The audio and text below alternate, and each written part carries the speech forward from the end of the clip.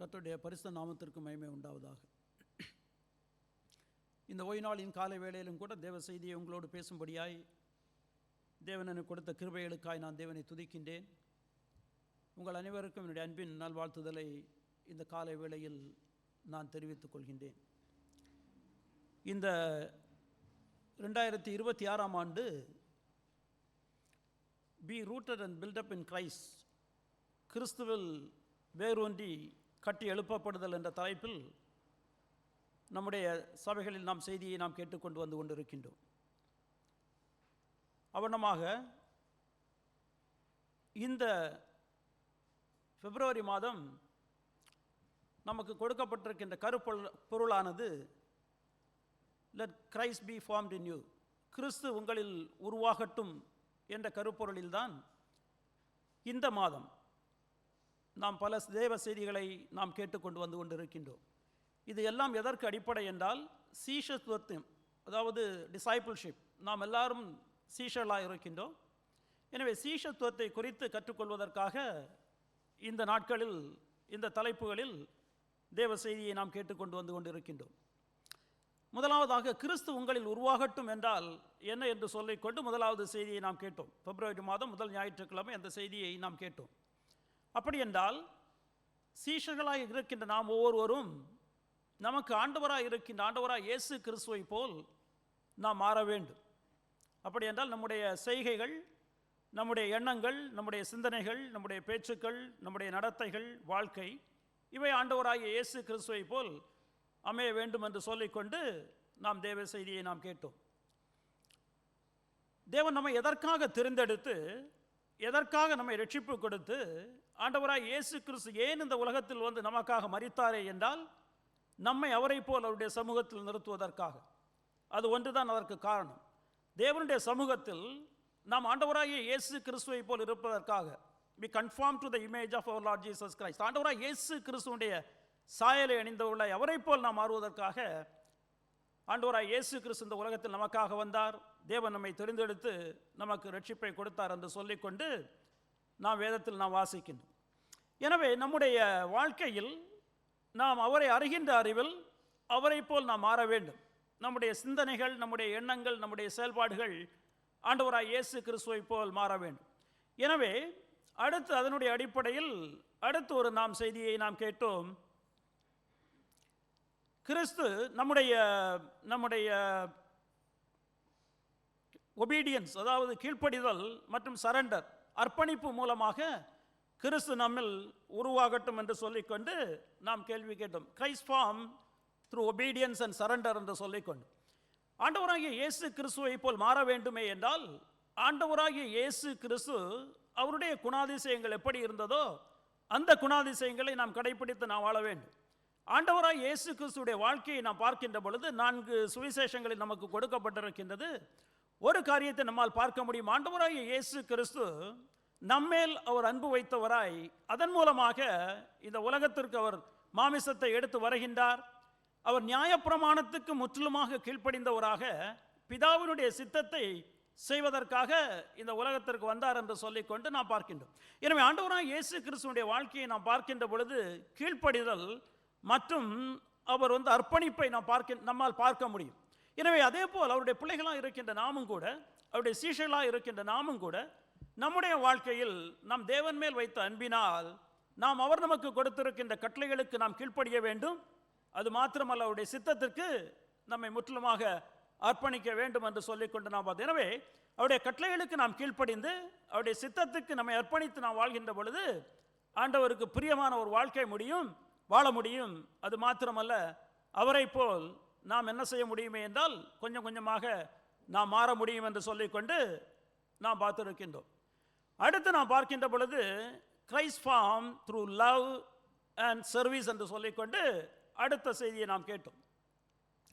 ஆண்டவராய் இயேசு கிறிஸ்துடைய வாழ்க்கையை நாம் பார்க்கின்ற பொழுது ஆண்டவராய் இயேசு கிறிஸ்து பரலோகத்திற்கு செல்வதற்கு முன்பாக, அதாவது தான் மரிப்பதற்கு முன்பாக தன்னுடைய சீஷர்களோடு அவர் உரையாடுவார். அதை நாம் யோவான் எழுதின சுவிசேஷம் 13 முதல் 17 அதிகாரங்களில் நம்மால் வாசிக்க முடியும். அதில் சில காரியங்களை அவர்களுக்கு அவர் சொல்லிக் கொடுப்பார். அதில் ஒன்று என்னவென்றால், அவர்கள் நேசிக்க வேண்டும். சீஷர்கள் ஆண்டவராகிய இயேசு கிறிஸ்து எப்படி அவர்களை நேசித்தாரோ அதேபோல் அவர்களும் ஒருவரை ஒருவர் நேசிக்க வேண்டும். நீங்கள் ஒருவரை ஒருவர் நேசிக்கிறதினால் நீங்களுடைய சீஷர்கள் என்று சொல்லிக்கொண்டு மற்றவர்கள் அறிந்து கொள்வார்கள் என்று சொல்லிக்கொண்டு ஆண்டவராகிய இயேசு கிறிஸ்து அவர்களுக்கு ஒரு அறிவுரை கொடுத்திருப்பார்.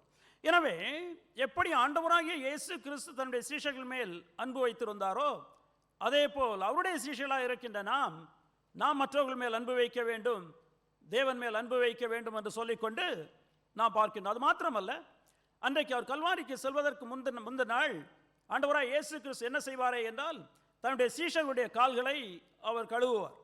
கழுவி விட்டு ஒன்றை சொல்லுவார், என்னவென்றால், நீங்கள் என்னை ஆண்டவர் என்று சொல்லிக்கொண்டு போதகர் என்று சொல்லிக்கொண்டு சொல்கிறீர்கள், அது உண்மைதான்.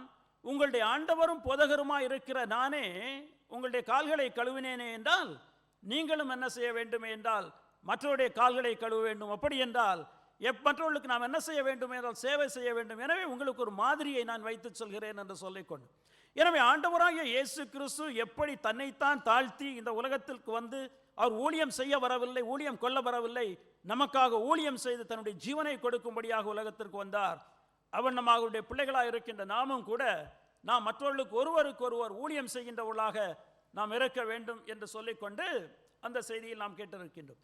இவ்வண்ணமாக பல செய்திகளில் ஆண்டவராய் இயேசு கிறிஸ்துவுடைய குணாதிசயங்களை குறித்து நாம் கற்றுக்கொண்டு அதை நம்முடைய வாழ்க்கையில் நாம் நடைமுறைப்படுத்த வேண்டும். அதை நடைமுறைப்படுத்துகின்ற பொழுது ஆண்டவராய் இயேசு கிறிஸ்துவை போல் நாம் மாற வேண்டும், மாற முடியும் என்று சொல்லிக்கொண்டு நாம் செய்தியை நாம் கேட்டிருக்கின்றோம். இவைகளெல்லாம் நாம் பார்க்கின்ற பொழுது they will aid the formation of Christ in us. இவைகள் என்ன செய்யுமே என்றால் ஆண்டவராய் இயேசு கிறிஸ்துவில் மாறுவதற்கு உதவி செய்யும். ஆனால் சில காரியங்கள் ஆண்டவராய் இயேசு கிறிஸ்துவில் மாறுவதை தடை செய்யும். some will hinder the formation of Christ in us. ஆண்டவராய் இயேசு கிறிஸ்து நம்மில் உருவாகுவதை சில காரியங்கள் தடை செய்யும். அதை குறித்து தான் இன்றைக்கு நாம் பார்க்கிறோம். எனவே நம்முடைய செய்தியுடைய தலைப்பானது crucifying the flesh, removing what hinders Christ formation என்று கொடுக்கப்பட்டிருக்கின்றது. மாமிசத்தை சிலுவையில் அறைதல் கிறிஸ்து உருவாகுதலை தடுக்கின்றதை அகற்றுதல் என்று சொல்லிக்கொண்டு நாம் பார்த்திருக்கின்றோம். கிறிஸ்து உருவாகுகின்ற குணாதிசயங்களை நாம் ஏற்றுக்கொண்டு நடக்க வேண்டும். ஆனால் கிறிஸ்து உருவாகிறதை தடுக்கின்ற காரியங்கள் அவைகள் இருக்கின்றவோ அவைகளை நம்மை விட்டு அகற்ற வேண்டும் என்று சொல்லிக்கொண்டுதான் இன்றைக்கு நாம் என்ன இருக்கின்றால் பார்க்க இருக்கின்றோம். அதற்கு ஆதாரமாக நமக்கு கொடுக்கப்பட்ட வசனங்கள் தான் இன்றைக்கு வாசிக்க கேட்ட 2 வசனங்கள். அப்போஸ்தலனாகிய பவுல் கலாத்திய திருச்சபைக்கு எழுதுகின்ற பொழுது 5ஆம் அதிகாரத்தில் 24, 25 வசனங்கள் தான் இதற்கு அடிப்படையான வசனங்கள். இந்த கலாத்திய நிருபத்தை அப்போஸ்தலனாகிய பவுல் இந்த கலாத்திய திருச்சபைக்கு 2 முக்கியமான காரியங்களுக்காக அவர் எழுதுவார். அந்த திருச்சபையுடைய மக்களிடத்தில் சில கள்ள போதனைகள் வருகின்றன. அது 2 காரியங்களை குறித்து தான் அவர் மையப்படுத்தி இந்த நிருபத்தை அவர்களுக்கு எழுதியிருப்பார். ஒன்று, அவர்கள் நீதிமானாக்கப்படுவதற்கு, அவர்கள் ரட்சிப்பை அடைந்து கொள்வதற்கு ஆண்டவராகிய இயேசு கிறிஸ்துவை விசுவாசித்தால் மாத்திரம் போதாது, அதனோடு கூட மோசே கொடுத்ததான சடங்கு நீதி சட்டங்களையும் அவர்கள் கீழ்ப்படிய வேண்டும். செரிமோனியல் லா என்று சொல்வார். இதற்கும் என்ன செய்ய வேண்டும் என்றால் அவர்கள் கீழ்ப்படிய வேண்டும். அப்படி என்றால் அவர்கள் விருத்த சேதனம் செய்ய வேண்டும், மற்றும் சில காரியங்களை அவர்கள் செய்ய வேண்டும். பாருங்கள், ரட்சிப்படைவதற்கு ஆண்டவராகிய இயேசு கிறிஸ்துவை விசுவாசித்தால் மாத்திரம் கிடையாது, ஆனால் அவர்கள் பழைய ஏற்பாட்டில் செய்து வந்த தேவன் கொடுத்ததான அந்த சடங்கு முறைகளையும் அவர்கள் கீழ்ப்படிய வேண்டும், அவர்கள் செய்ய வேண்டும் என்று சொல்லிக்கொண்டு அவர்கள் என்ன செய்கின்றார்கள் என்றால் ஒரு சிலர் போதிக்கின்றார்கள். எனவே தான் அப்போஸ்தலனாகிய பவுல் இங்கே பார்க்கின்ற பொழுது அந்த திருச்சபை மக்களை மிகவும் திட்டி அவர் எழுதியிருப்பார். நீங்கள் 1ஆம் அதிகாரத்தை நீங்கள் வாசித்துக் கொண்டு வருவீர்களே என்றால் அங்கள் நம்மால் பார்க்க முடியும். ஏன் நீங்கள் இப்படி மாறிவிட்டீர்கள் என்று சொல்லிக்கொண்டு, மனுஷன் தேவனுக்கு முன்பாக நியாயப்பிரமாணத்தினுடைய கிரியைகள் மூலமாக ஒருவனும் தேவனுக்கு முன்பாக நீதிமானாக இருக்க முடியாது என்று சொல்லிக்கொண்டு அவர் திட்டவட்டமாக என்ன செய்வாரே என்றால் அங்கே போதிப்பார். No man will be justified by the works of the law in the sight of God. தேவனுடைய சமூகத்தில் ஒருவனும் கிரியைகளின் மூலமாக நீதிமானாக்க முடியாது, கிருபையின் மூலமாக விசுவாசத்தை கொண்டுதான் நீதிமானாக முடியும் என்று சொல்லிக்கொண்டு அவர் அங்கு பேசிக்கொண்டு வந்து கொண்டிருப்பார். எனவே தேவன் என்ன செய்திருக்கின்றாரே என்றால் நமக்கு விடுதலை கொடுத்திருக்கின்றார். நம்முடைய பாவத்திலிருந்து நமக்கு விடுதலை கொடுத்திருக்கின்றார். நம்முடைய ஆக்கினை தீர்ப்பிலிருந்து நமக்கு விடுதலை கொடுத்திருக்கின்றார். அவரை நாம் சந்தோஷமாக ஆராதிப்பதற்கு, ஊழியம் செய்வதற்கு தேவன் நமக்கு விடுதலையை கொடுத்திருக்கிறார் என்று சொல்லிக்கொண்டுதான் அங்கே நம்மால் பார்க்க முடியும். எனவே தேவன் நமக்கு விடுதலையை கொடுத்திருக்கின்றார்.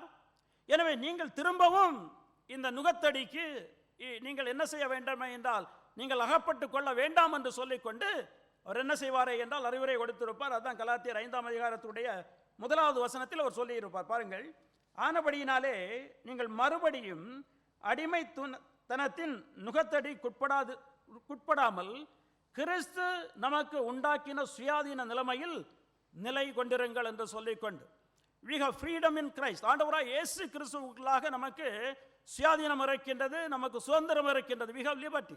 நமக்கு அவர் சுயாதீனத்தை அவர் கொடுத்திருக்கின்றார். எனவே இது இருக்கின்றபடியினால் நீங்கள் திரும்பவும் don't go under the yoke of bondage, திரும்பவும் இந்த அடிமைத்தனத்துக்குள்ளாக நீங்கள் சென்று விடாதீர்கள் என்று சொல்லிக்கொண்டு முதலாவதாக அவர்களிடத்தில் இருக்கின்ற அந்த பெரிய பிரச்சனையை குறித்து அவர் பேசுவார். இரண்டாவதாக, இப்பொழுது ஆண்டவராகிய இயேசு கிறிஸ்துவின் மூலமாக தேவன் நமக்கு சுதந்திரத்தை கொடுத்திருக்கின்றார்.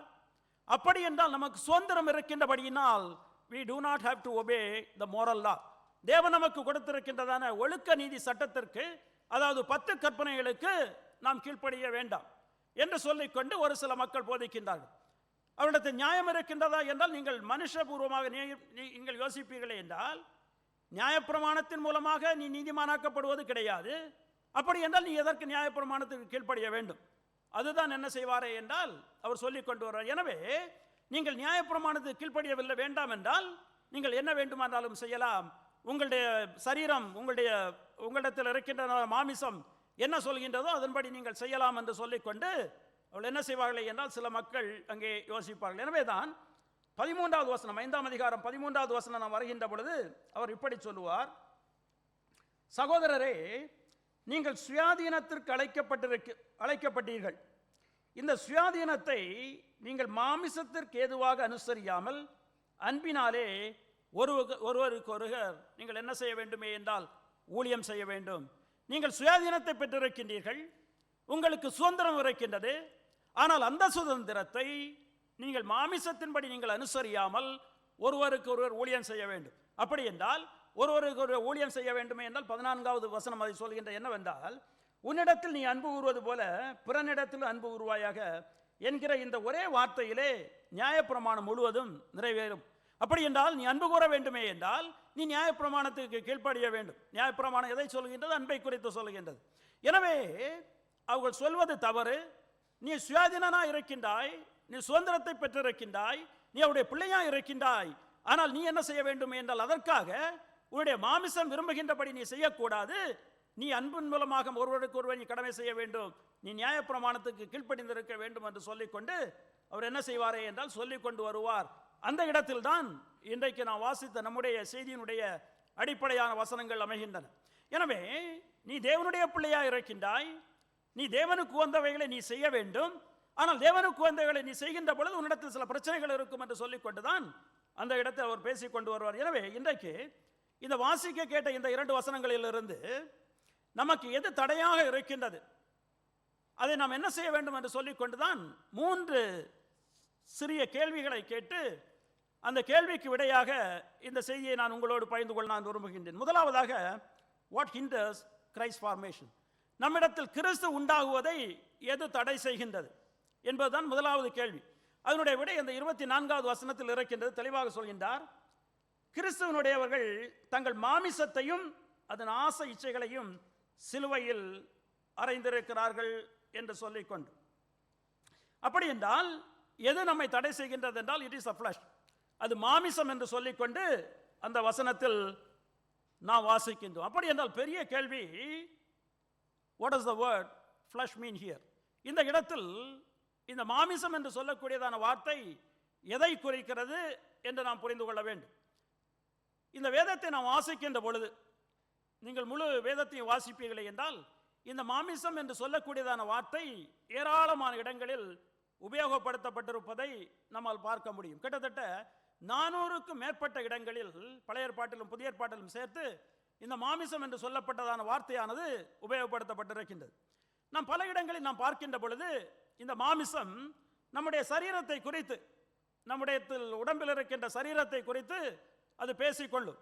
நீங்கள் 1 கொரிந்தியர் 15ஆம் அதிகாரத்தை நாம் வாசிக்கின்ற பொழுது 39வது வசனத்தை வாசிப்போமே என்றால் எல்லா மாமிசமும் ஒன்று கிடையாது. மனுஷனுடைய மாமிசம் வேறு, மிருகங்களுடைய மாமிசம் வேறு, மச்சங்களுடைய மாமிசம் வேறு, பறவைகளுடைய மாமிசம் வேறு என்று சொல்லிக்கொண்டு அவர் அங்கு சொல்லிக் கொண்டது. அப்படி என்றால் எல்லா சரீரமும் ஒன்று கிடையாது. எனவே பல இடங்களில் நாம் வாசிக்கின்ற பொழுது இந்த மாமிசம் என்று சொல்லக்கூடியதான வார்த்தை, ஃப்ளஷ் என்று ஆங்கிலத்தில் இருக்கின்ற வார்த்தையானது நம்முடைய சரீரத்தை, நம்முடைய உடம்பை அது குறிக்கின்றதாக இருக்கின்றது என்று சொல்லிக்கொண்டு நம்மால் பார்க்க முடியும். இன்னும் சில இடங்களில் நாம் பார்க்கின்ற பொழுது இந்த மாமிசம் என்று சொல்லக்கூடியதானது ஒரு நெருங்கின உறவை, நம்மோடு நெருங்கின உறவை குறிக்கின்றதாக இருக்கின்றது. நாமும் கூட சில நேரங்களில் நாம் பேசுகின்ற பொழுது he is flesh of my flesh and blood of my blood என்று சொல்லிக்கொண்டு நாம் சொல்லுவோம். ஏனென்றால் நமக்கு மிகவும் நெருங்கினவர்கள் நம்முடைய பிள்ளைகள் அல்லது நம்முடைய பெற்றோர்கள் என்று சொல்லிக்கொண்டு நாம் வருகின்ற பொழுது அவனமான வார்த்தையை நாம் உபயோகிப்பதை நாம் உபயோகிக்கின்றோம். அதுதான் இங்கேயும் சொல்லப்பட்டிருக்கும். நீங்கள் ஆதியாகமத்தை வாசிப்பீர்களே என்றால் 2ஆம் அதிகாரத்தில் தேவன் ஆதாமை படைக்கின்றார். ஆதாமை படைத்து பின்பு ஆதாமிலிருந்து அவர் ஏவாளை படைக்கின்றார். ஏவாளை படைத்து ஏவாளை ஆதாமிடத்தில் கொண்டு விடுகின்ற பொழுது ஆதாம் என்ன சொல்வாரே என்றால் 2ஆம் அதிகாரத்தினுடைய 23வது வசனத்தில், இவள் என்னுடைய மாமிசத்தின் மாமிசமும் என்னுடைய எலும்பின் எலும்புமாய் இருக்கிறாள். Is flesh of my flesh and bone of my bone என்று சொல்லிக்கொண்டு அவர் சொல்வார். பாருங்கள், என்னுடைய மாமிசமும் என்னுடைய எலும்புமாய் இருக்கின்றார். அப்பொழுது அப்படி என்றால் என்னோடு அவள் உறவுள்ளவளாக இருக்கின்றாள், எனக்கு நெருங்கியவளாக இருக்கின்றாள் என்று சொல்லிக்கொண்டு அந்த இடத்தில் நம்மால் பார்க்க முடியும். எனவே மாமிசம் என்று வருகின்ற பொழுது அது சரீரத்தை குறிப்பது மாத்திரம் கிடையாது, அது நம்மோடு உள்ள நெருங்கிய உறவை சில இடங்களில் குறிப்பதை நம்மால் வேதத்திலிருந்து பார்க்க முடியும். அது மாத்திரமல்ல, இன்னும் சில இடங்களில் நம்ம பார்க்கின்ற பொழுது அது இந்த மனுக்குலத்தை குறிக்கின்றதாக கூட இருக்கின்றது. வேதத்தில் நம்ம பார்க்கின்ற பொழுது நீங்கள் வாசிப்பீர்களே என்றால் ஆதியாகமம் 6ஆம் அதிகாரத்தை நாம் வாசிக்கின்ற பொழுது அதனுடைய 12வது வசனத்தை நான் உங்களுக்கு வாசிக்கின்றேன். ஆதியாகமம் 6ஆம் அதிகாரத்தினுடைய 12வது வசனம், தேவன் பூமியை பார்த்தார், இது அது சீர்கெட்டதாக இருந்தது, மாம்சமான யாவரும் பூமியின் மேல் தங்கள் வழியை கெடுத்து கொண்டிருந்தார்கள். மாமிசமான யாவரும், அப்படி என்றால் எல்லா மனுக்குலமும் தேவனுக்கு முன்பாக பாவம் செய்தவர்களாக இருக்கின்றார் என்று சொல்லிக்கொண்டு, அது மாத்திரமல்ல, ஆண்டவராகிய இயேசு கிறிஸ்து இந்த உலகத்தில் வந்ததை யோவான், அப்போஸ்தலனாகிய யோவான் பேசுகின்ற பொழுது 1ஆம் அதிகாரத்தினுடைய 14வது வசனத்தில் சொல்வார், அந்த வார்த்தை மாமிசமாகி நம்மிடத்தில் வாசம் செய்தார் என்று சொல்லிக்கொண்டு. எனவே மாமிசம் என்று வருகின்ற பொழுது அது மனுக்குலத்தை முதுவாக குறிக்கின்றது. சில நேரங்களில் நம்முடைய மனிதத்தன்மையை குறிக்கின்றது. இப்படியாக பல இடங்களில் இந்த மாமிசம் என்று சொல்லக்கூடியதான வார்த்தையானது பல விதங்களில் உபயோகப்படுத்தப்பட்டிருப்பதை நம்மால் வேதத்திலிருந்து பார்க்க முடியும். சில இடத்தில் நம் சங்கீதத்தை நாம் வாசிக்கின்ற பொழுது இவனுடைய மாமிசம் தானே என்று சொல்லிக்கொண்டு நம்மால் பார்க்க, அப்படி என்றால் இவனுடைய வாழ்க்கையானது இட்ஸ் a temporal life, நம்முடைய வாழ்க்கையானது நிரந்தரமுள்ள வாழ்க்கை கிடையாது என்று சொல்லிக்கொண்டு நம்மால் வாசிக்க முடியும். ஆனால் இந்த இடத்தில் அப்போஸ்தலனாகிய பவுல் இந்த இடத்தில் அதை உபயோகிக்கின்ற பொழுது அதை அவர் ஆவியோடு என்ன செய்வாரே என்றால் ஒப்பிட்டு அவர் அங்கே சொல்லுவார். அப்படி என்றால் நம்மிடத்தில் இருக்கின்ற பாவ தன்மையை குறிக்கின்றதாக இருக்கின்றது. நாம் இங்கே கலாத்திய நிருபத்தில் நாம் வாசிக்கின்றோம். அப்போஸ்தலனாகிய பவுல் இதை ரோம நிருபத்திலும் மற்ற கலாத்திய நிருபத்தில் பல இடங்களில் அவர் உபயோகிக்கின்ற பொழுது மாமிசம் என்று சொல்லக்கூடியதான வார்த்தை நம்மிடத்தில் இருக்கின்ற the sinful nature that we have, நம்மிடத்தில் இருக்கின்ற பாவம் உள்ள நிலைமையை இது காட்டுகின்றதாக இருக்கிறது என்று சொல்லிக்கொண்டு நம்மால் பார்க்க முடியும். பாருங்கள், தேவன் நம்மை படைக்கின்ற பொழுது அப்படி என்றால் இது என்ன, நம்மிடத்தில் இருக்கின்ற மாமிசம் என்றால் என்ன? தேவன் நம்மை படைக்கின்ற பொழுது ஆதாமை முதலாவது படைத்து, ஆதாமுக்கு இருந்த குணாதிசயம் என்னவென்றால் அவன் தேவனுக்கு முன்பாக தேவனுடைய கட்டளைகளுக்கு கீழ்ப்படிந்து அவன் தேவனுக்கு முன்பாக ஒரு பரிசுத்தமுள்ள வாழ்க்கை வாழ முடியும். ஆனால் வேண்டுமென்றால் அவன் என்ன செய்ய முடியுமே என்றால் பாவம் செய்ய முடியும். தேவனுக்கு பிரியமான பாவம் இல்லாத வாழ்க்கை அவனால் வாழ முடியும்.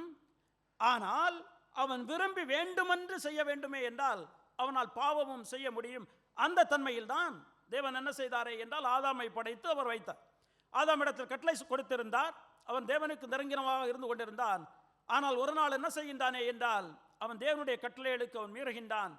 தேவனுடைய கட்டளைக்கு அவன் மீறி பாவம் செய்கின்ற பொழுது அவனுடைய நிலைமையானது மாறுகின்றது. அவனுடைய நிலைமை எப்படி மாறுகிறது என்றால் அதற்கு பின்பு தேவனுக்கு முன்பாக தேவனுக்கு பிரியமான காரியங்களை அவனால் செய்ய முடியுமா என்றால் செய்ய முடியாது. இதுவரைக்கும் தேவனுக்கு பிரியமுள்ள காரியங்களை அவனால் செய்ய முடியும், தேவனுடைய கட்டளைகளுக்கு அவனால் கீழ்ப்படிய முடியும். ஆனால் அவன் பாவத்தில் விழுகின்ற பொழுது அவனுடைய நிலைமை என்ன ஆகிவிடுகிறது என்றால் தேவனுக்கு பிரியமுள்ள வாழ்க்கையை அவனால் வாழ முடியாது, அவன் செய்வதெல்லாம் பாவமாக இருக்கிறது என்று சொல்லிக்கொண்டு நாம் வேதத்தில் நாம் வாசிக்கின்றோம். நீங்கள் ரோமர் 8ஆம் அதிகாரத்துடைய 7வது வசனத்தை நாம் வாசிக்கின்ற பொழுது வேதம் மிகவும் தெளிவாக நமக்கு சொல்லிக் கொண்டிருக்கும். 8ஆம் அதிகாரத்துடைய 7வது வசனத்தை நான் உங்களுக்கு வாசிக்கின்றேன். எப்படி என்றால், மாமிச சிந்தை தேவனுக்கு விரோதமான பகை, அது தேவனுடைய நியாயப்பிரமாணத்திற்கு கீழ்ப்படிய கூடாமலும் இருக்கிறது. அது கீழ்ப்படியவும் செய்யாது, கீழ்ப்படவும் முடியாது. அப்படி என்றால், பாவத்தில் விழுந்த நிலைமையில் இருக்கின்ற ஒரு மனுஷன் நியாயப்பிரமாணத்தை அவனுக்கு கீழ்ப்படிய முடியாது மாத்திரம் கிடையாது, அவன் கீழ்ப்படியவே முடியாது. என்ன நினைத்தாலும் கூட அவனால் கீழ்ப்படிய முடியாது என்று சொல்லிக்கொண்டு நாம் பார்க்கிறோம். பாருங்கள், இதுதான் மாமிசம். ஒரு மனுஷன் மாமிசத்தில் இருக்கின்ற பொழுது அவனை நாம் பார்க்கின்ற பொழுது நியாயப்பிரமாணத்தை கீழ்ப்படிய முடியாது. அடுத்து தேவன் நமக்கு என்ன செய்கின்றாரே என்றால் ரட்சிப்பை கொடுக்கின்றார். தேவன் ரட்சிப்பை கொடுக்கின்ற பொழுது ரட்சிப்பானது நம்முடைய மனதை என்ன செய்கின்றாரே என்றால் அவர் மாற்றுகின்றார். கல்லான இருதயத்தை நீங்கள் எசேக்கியேல் வாசிக்கின்ற பொழுது கல்லான இருதயத்தை அவர் மாற்றி நமக்கு சதையான இருதயத்தை கொடுத்து அவருடைய பிரமாணங்களை நம்முடைய இருதயத்தில் எழுதி நமக்கு பரிசுத்த ஆவியானவரை என்ன செய்கின்றாரே என்றால் கொடுக்கின்றார்.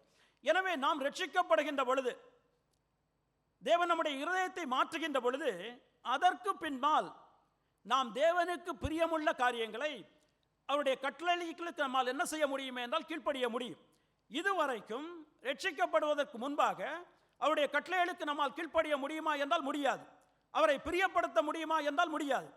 ஆனால் ரட்சிக்கப்பட்ட பின்பு நாம் தேவனை என்ன செய்ய முடியுமே என்றால் பிரியப்படுத்த முடியும் என்று சொல்லிக்கொண்டு நாம் பார்க்கின்ற நீங்கள் ரோமர் 6ஆம் அதிகாரத்தை நாம் வாசிக்கின்ற பொழுது 17-18 வசனங்களை நாம் வாசிப்போமே என்றால், ரோமர் 6ஆம் அதிகாரத்தினுடைய 17-18 வசனங்களை வாசிக்கின்ற பொழுது நான் உங்களுக்கு வாசிக்கின்றேன்.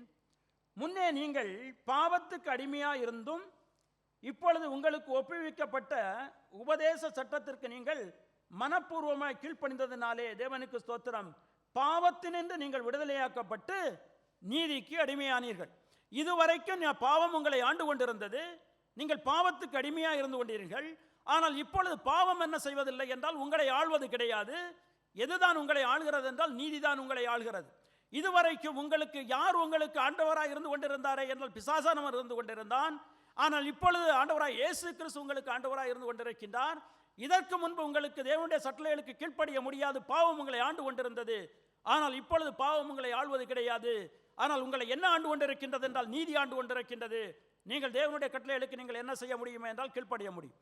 எனவே தேவனுடைய பிள்ளைகளாக இருக்கின்ற நாம் எல்லாரும் பாவத்திற்கு அடிமையானவர்கள் கிடையாது. we are not under the dominion of sin, அது கிடையவே கிடையாது. but we are under righteousness, நாம் நீதிக்கு கீழ்ப்பட்டவர்களாக நாம் இருந்து கொண்டிருக்கின்றோம். ஆனால் ஒன்று, இப்படி இருக்கின்ற பொழுது இந்த பாவமானது நம்மை விட்டு முற்றிலுமாக சென்று விட்டதே என்றால் கிடையாது. இந்த பாவமானது நம்மிடத்தில் இன்னும் இருந்து கொண்டிருக்கின்றது. இந்த ரோமர் 7ஆம் அதிகாரத்துக்கு நாம் வருவோமே என்றால், ரோமர் 7ஆம் அதிகாரத்துடைய 19-20 வசனங்களை நான் உங்களுக்கு வாசிக்கின்றேன். ரோமர் 7ஆம் அதிகாரத்தினுடைய 19-20 வசனங்களை வாசிக்கின்றேன். ஆதலால் நான் விரும்புகிற நன்மையை செய்யாமல் விரும்பாத தீமையையே செய்கிறேன். அந்தபடி நான் விரும்பாததை நான் செய்தால் நான் அல்ல, எனக்குள்ளே வாசமாயிருக்கிற பாவமே அப்படி செய்கிறது. பாருங்கள், அப்போஸ்தலனாகிய பவுல் சொல்கின்றார், நான் விரும்பினதை நான் ஒன்றை செய்ய வேண்டும் என்று விரும்புகின்றேன், நல்ல காரியத்தை செய்ய வேண்டும் என்று விரும்புகின்றேன், ஆனால் அதை என்னால் செய்ய முடியவில்லை.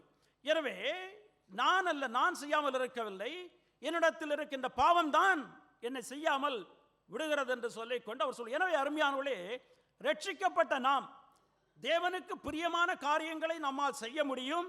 ஆனால் அதே நேரத்தில் நம்மிடத்தில் என்ன இருக்கின்றது என்றால் இந்த எஞ்சிய பாவம் இருக்கின்றது. we have a new nature, we are having a new man, but it is not a perfect nature or a perfect man. அது முழுமையிலும் பரிசுத்தமானது கிடையாது. இதை நாம் புரிந்து கொள்ள வேண்டும். எனவே தான் நம்முடைய மாமிசத்திற்கும் நம்மிடத்தில் எஞ்சி இருக்கின்ற இந்த பாவத்திற்கும் பரிசுத்த ஆவிக்கும் இடையில், ஆவியானவருக்கு இடையில் போராட்டம் இருக்கின்றது.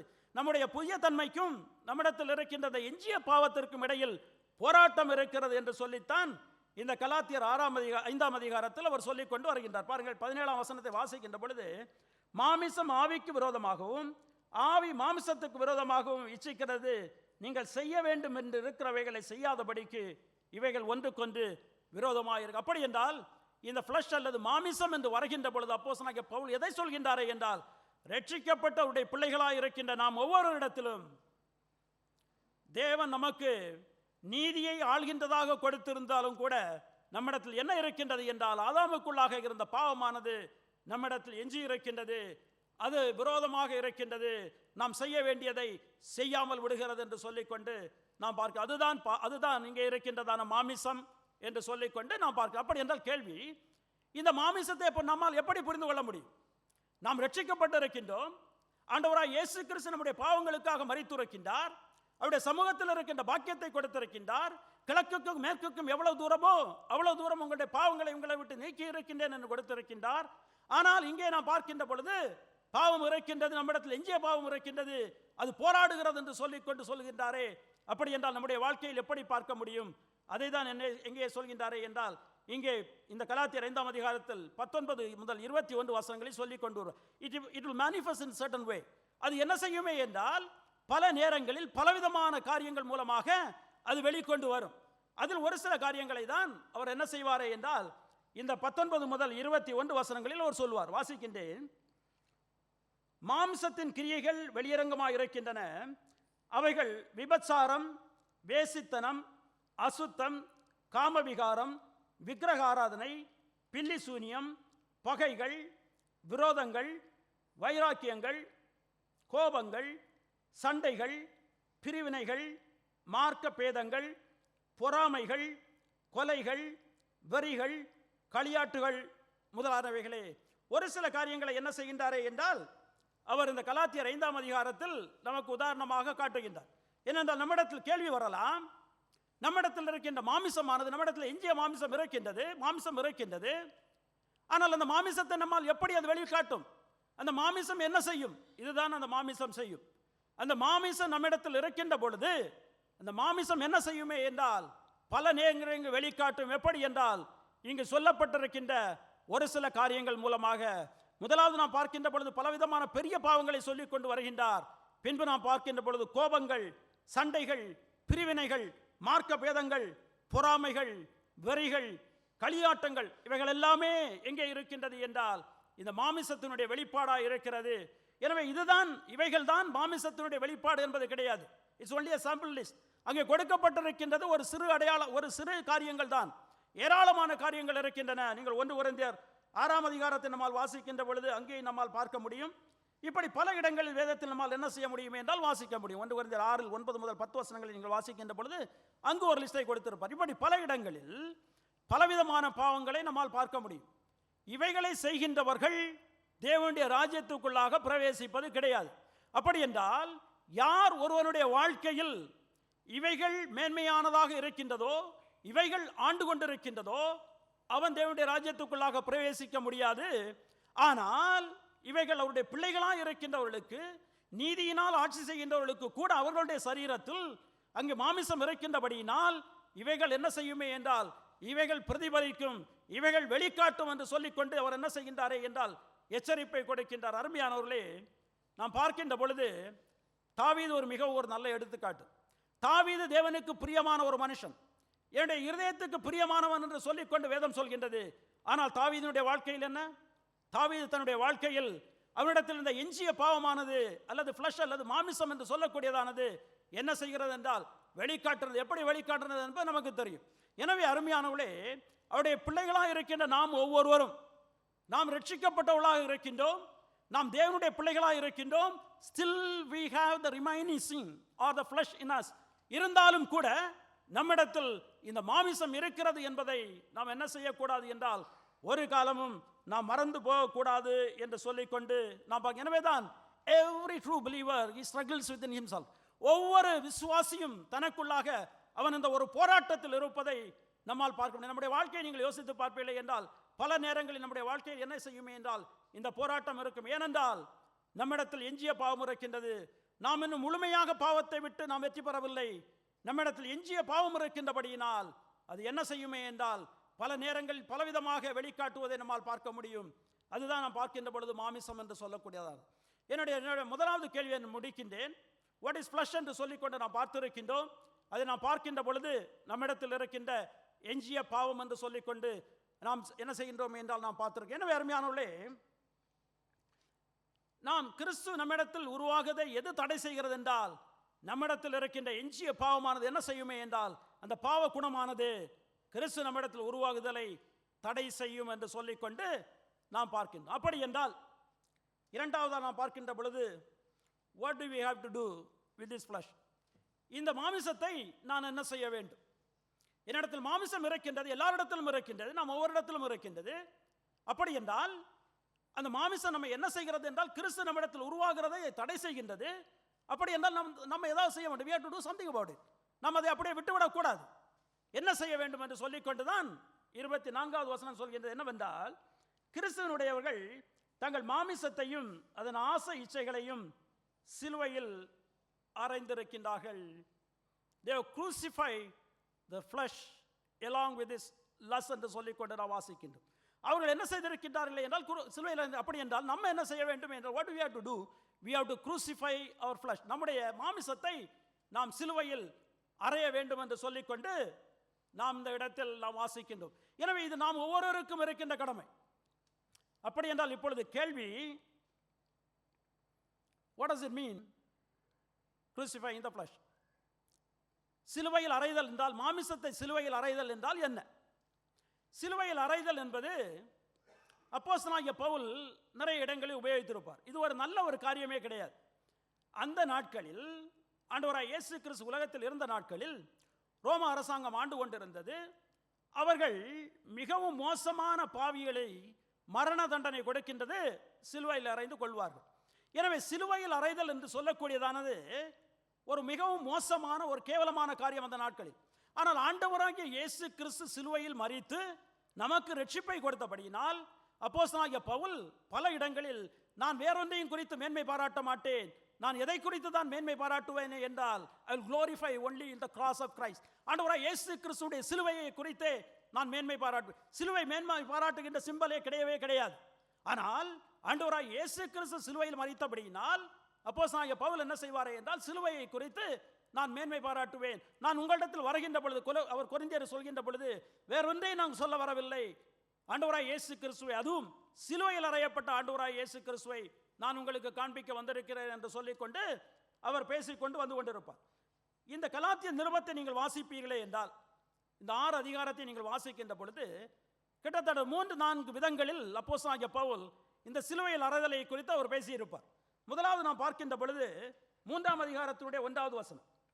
இந்த 3ஆம் அதிகாரத்தினுடைய 1வது வசனத்தில் வாசிக்கின்ற பொழுது, புத்தி இல்லாத கலாத்தியரே, நீங்கள் சத்தியத்திற்கு கீழ்ப்படியாமற் போகத்தக்கதாக உங்களை மயக்கினவன் யார்?